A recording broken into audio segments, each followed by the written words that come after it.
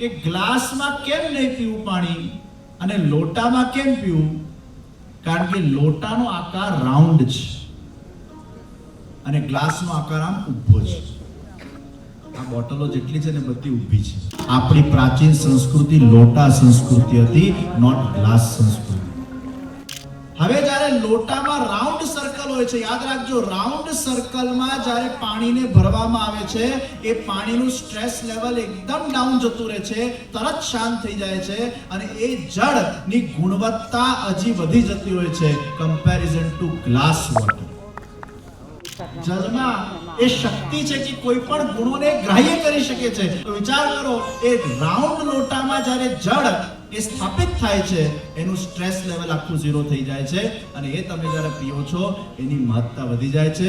એટલે હું આપ સૌને ખાસ અનુરોધ કરું છું, ઘેર ઘેર લોટાઓ વસાવજો, લોટાઓમાં જળ પીવાનો આગ્રહ ચાલુ કરજો અને લોટા સંસ્કૃતિને આપણે પાછી ઉજાગર કરીએ.